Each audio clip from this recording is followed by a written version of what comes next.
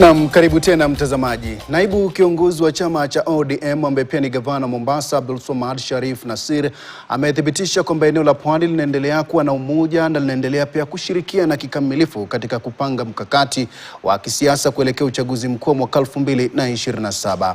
Alisisitiza kwamba eneo hilo linazungumza kwa sauti moja, akitoa shukrani zake za dhati kwa viongozi wa Pwani kwa kudumisha mshikamano na ustaarabu katika mijadala hiyo yao. Alimtaja na kumshukuru Waziri wa Madini Ali Hassan Joho, akimweleza kama mwana halisi wa Pwani ambaye uongozi wake thabiti umechangia sana kudumishwa kwa umoja wa eneo hilo wakati wa kipindi kigumu cha tafakari ya mabadiliko ya kisiasa nchini. Vilevile ilibainisha kwamba mazungumzo yoyote lazima yawe yamejikita katika maadili na msingi unaowakilishwa chama cha ODM. Kumbusha kwa jinsi gani ambavyo kwamba tunamkumbuka baba. Mimi binafsi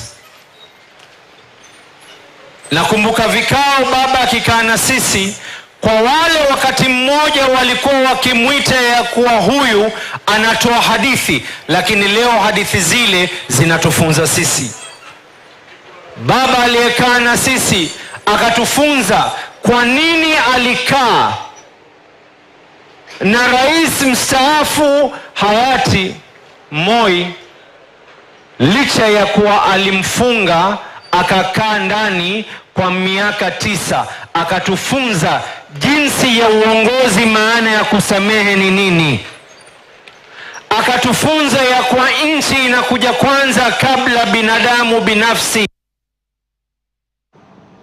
Kwingineko, Rais William Ruto ameamrisha kubuniwa kwa vituo vya kurekebisha